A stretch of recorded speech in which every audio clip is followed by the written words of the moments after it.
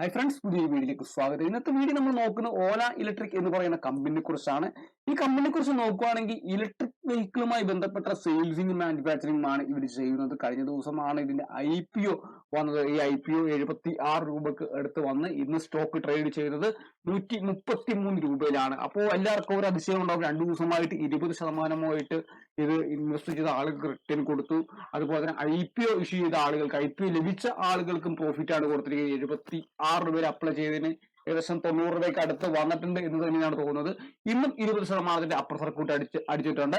അപ്പോൾ നമുക്ക് ഈ സ്റ്റോക്കിനെ കുറിച്ച് നോക്കാം. ഇത് ഹോൾഡ് ചെയ്യണം, ഇത് നല്ല സ്റ്റോക്ക് ആണോ, നല്ല കമ്പനി ആണോ എന്ന് നമുക്ക് നോക്കാം.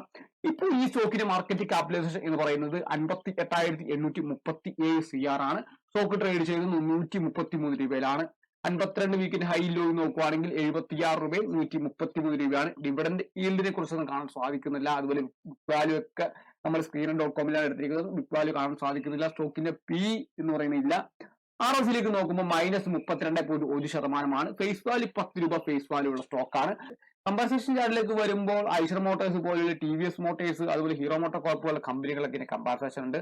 നമ്മളിവിടെ ക്വാർട്ടർലി റിസൾട്ട് ആണ് നമ്മൾ എടുത്തിരിക്കുന്നത്. ക്വാർട്ടർലി റിസൾട്ടിലേക്ക് നോക്കുമ്പോൾ നമുക്ക് ഈ കമ്പനി സെയിൽസ് ഉണ്ടാക്കുന്നുണ്ടോ എന്നാണ് നമ്മൾ ആദ്യമായിട്ട് നോക്കേണ്ടത്. 2023 ജൂണിൽ നോക്കുകയാണെങ്കിൽ 1243 കോടി രൂപയുടെ സെയിൽസ് കമ്പനിക്കുണ്ട്. മാർച്ചിലേക്ക് വന്നപ്പോൾ 2024 മാർച്ചിലേക്ക് വന്നപ്പോൾ 1598 കോടി രൂപയുടെ സെയിൽസ് ഉണ്ട്. അതുപോലെ 2024 ജൂണിലേക്ക് വന്നപ്പോൾ 1644 കോടി രൂപയുടെ സെയിൽസ് കാണാൻ സാധിക്കുന്നുണ്ട്. അപ്പൊ നമ്മൾ ഈ എക്സ്പെൻസ് ആണ് നോക്കേണ്ടത്. ക്വാർട്ടർലി ഉള്ള എക്സ്പെൻസുകൾ നോക്കുമ്പോൾ 2024 ജൂണിൽ 1849 കോടിയുടെ എക്സ്പെൻസ് ഉണ്ട്. അപ്പോൾ ഓപ്പറേറ്റിംഗ് പ്രോഫിറ്റ് എന്ന് പറയുന്നത് നെഗറ്റീവിലേക്ക് വന്നിട്ടുണ്ട്. -205 കോടി ആയിട്ടുണ്ട്. കഴിഞ്ഞ ക്വാർട്ടറിൽ നോക്കുമ്പോൾ -312 ആയിരുന്നു. അതിന് മുപ്പാട് നമ്മൾ നോക്കുവാണെങ്കിൽ 2023 ജൂണിൽ നോക്കുമ്പോൾ -218 ആണ്. അപ്പൊ OPM എന്ന് പറയുന്നത്, ഓപ്പറേറ്റിംഗ് പ്രോഫിറ്റ് മാർജിൻ എന്ന് പറയുന്നത് മൈനസിലാണ്. 12% മൈനസ് ആയിട്ടുണ്ട്. അതുപോലെ അതർ ഇൻകം എന്ന് പറയുന്നത് ഈ ജൂൺ 2024 വന്നപ്പോൾ 51 കോടി രൂപ അതർ ഇൻകം ആയിട്ട് വന്നിട്ടുണ്ട്. ഇൻട്രസ്റ്റ് 67%. അതുപോലെ പ്രോഫിറ്റ് ആഫ്റ്റർ ടാക്സ് എന്ന് പറയുമ്പോൾ, പ്രോഫിറ്റ് ബിഫോർ ടാക്സ് എന്ന് പറയുമ്പോൾ അതാണ് നോക്കേണ്ടത്. മൈനസിൽ തന്നെയാണ്. 347 കോടി രൂപയുടെ നെറ്റ് ലോസ് ആണ്. അല്ലെങ്കിൽ പ്രോഫിറ്റ് അല്ല കാണുന്നത്, ലോസ് ആണ് കാണാൻ സാധിക്കുന്നത്. കഴിഞ്ഞ ക്വാർട്ടറിനെ കമ്പയർ ചെയ്യുമ്പോൾ 416 ആയിരുന്നു. ഇനി നമ്മൾ നെറ്റ് പ്രോഫിറ്റിലേക്ക് നോക്കാം. നെറ്റ് പ്രോഫിറ്റ് നോക്കുമ്പോൾ 347 കോടിയുടെ നെറ്റ് ലോസ് ആണ് കമ്പനിക്കുള്ളത്. കഴിഞ്ഞ ക്വാർട്ടറിൽ 416 ആയിരുന്നു. അതിനു മുമ്പ് 2023 മാർച്ചിൽ 267 കോടിയുടെ നെറ്റ് ലോസ് ആണ്. ക്വാർട്ടറിലെ റിസൾട്ടിലേക്ക് പരിശോധിക്കുമ്പോൾ നെറ്റ് ലോസ് ആണ്, പ്രോഫിറ്റ് ഉണ്ടാക്കുന്നില്ല. ഇത് നമ്മൾ ആനുവലിയുള്ള റിസൾട്ട് 2021, 22, 23, 24 വർഷത്തെ സെയിൽസിലേക്ക് നോക്കുമ്പോൾ 2024 വന്നപ്പോൾ 5010 കോടിയുടെ സെയിൽസ് ഉണ്ട്. എക്സ്പെൻസ് 6276 കോടിയുടെ എക്സ്പെൻസ് ഉണ്ട്. ഓപ്പറേറ്റിംഗ് പ്രോഫിറ്റ് എന്ന് പറയുന്നത് അപ്പോൾ നെഗറ്റീവ് തന്നെയാണ് നിൽക്കുന്നത്. -1266 കോടിയായിട്ടാണ് കാണാൻ സാധിക്കുന്നത്. അതുപോലെ അതർ ഇൻകം എന്ന് പറയുന്നത് 226 കോടിയായിട്ട് വന്നിട്ടുണ്ട്. ഓപ്പറേറ്റിംഗ് പ്രോഫിറ്റ് കഴിഞ്ഞ കുറെ വർഷങ്ങളായിട്ട് 2021, 22, 23, 24 വർഷത്തിൽ നെഗറ്റീവ് തന്നെയാണ് നിൽക്കുന്നത്.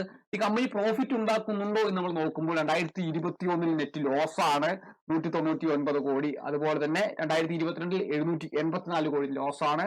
2023 വന്നപ്പോൾ 1472 കോടി ലോസ് ആണ്.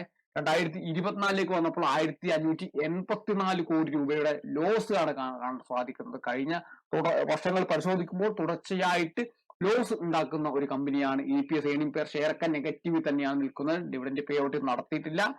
അതുപോലെ തന്നെ ഇതിന്റെ കോമ്പൗണ്ട് സെയിൽസ് ഗ്രോത്ത് നോക്കുവാണെങ്കിൽ 3 വർഷത്തിൽ 1699 കോടിയായിട്ട് കാണാൻ സാധിക്കുന്നുണ്ട്.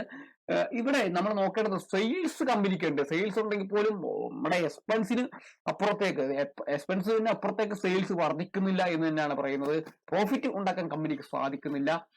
അതുപോലെ ബാലൻസ് ഷീറ്റ് ഈ കമ്പനി പരിശോധിക്കുമ്പോൾ ഈ കമ്പനിയുടെ കടങ്ങൾ എത്രത്തോളം ഉണ്ട് നമുക്ക് മനസ്സിലാക്കാൻ സാധിക്കും. 2021 മുതൽ പരിശോധിക്കുമ്പോൾ 2024 വന്നപ്പോൾ 1684 കോടിയുടെ കടമാണ് കമ്പനിക്കുള്ളത്. റിസർവേഴ്സും മൈനസിൽ തന്നെയാണ് നിൽക്കുന്നത്. പോസിറ്റീവായിട്ടുള്ള റിസർവേഴ്സിലേക്ക് കമ്പനിക്ക് വരാൻ സാധിച്ചിട്ടില്ല. അതുപോലെ തന്നെ ക്യാഷ് ഫ്ലോയിലേക്ക് നോക്കുമ്പോൾ ക്യാഷ് ഫ്ലോ നെഗറ്റീവ് തന്നെയാണ് നിൽക്കുന്നത് 179 കോടി. ഓപ്പറേറ്റിംഗ് ആക്ടിവിറ്റിക്ക് -633 കോടി. അതുപോലെ കമ്പനി പുറത്തേക്ക് പോയതാണ്. അതുപോലെ ഇൻവെസ്റ്റിംഗ് ആക്ടിവിറ്റി 1136 പുറത്തോട്ട് പോയിട്ടുണ്ട്. ഫിനാൻഷിംഗ് ആക്ടിവിറ്റി പോസിറ്റീവാണ് നിൽക്കുന്നത് 1590 കോടിയുടെ ഫിനാൻഷ്യൽ ആക്ടിവിറ്റി നമുക്ക് കാണാൻ സാധിക്കുന്നുണ്ട്. മറ്റൊന്ന് ഷെയർ ഹോൾഡിംഗ് പാറ്റേൺ ആണ്. ഇവിടെ FIAയുടെ ഹോൾഡിംഗ്സ് എന്ന് പറയുന്നത് 36.78% FIA ഈ സ്റ്റോക്ക് ഹോൾഡ് ചെയ്യുന്നുണ്ട്. DIA 7.64% DIA ഹോൾഡ് ചെയ്യുന്നത്. അതുപോലെ പബ്ലിക് 42.43% പബ്ലിക്കും ഹോൾഡ് ചെയ്യുന്നുണ്ട്. അതേഴ്സ് എന്ന് പറയുന്ന 6.41% അതേഴ്സ് ഹോൾഡ് ചെയ്യുന്നുണ്ട്. പ്രൊമോട്ടേഴ്സിന്റെ ഹോൾഡിംഗ് 50% താഴെയുള്ള സ്റ്റോക്ക് തന്നെയാണ് ഓല ഇലക്ട്രിക് എന്ന് പറയുന്ന സ്റ്റോക്ക്. തീർച്ചയായിട്ടും ഫണ്ടമെന്റലി എനിക്ക് ചെക്ക് ചെയ്തപ്പോൾ എനിക്ക് ഇതിനകത്ത് ഗുഡ് ആയിട്ടുള്ള ഒന്നും കാണാൻ സാധിച്ചിട്ടില്ല. ഇതിന് കടങ്ങളുണ്ട്, കടങ്ങൾ വീട്ടാൻ സാധിക്കുന്നില്ല, കടങ്ങൾ കുറയുന്നില്ല.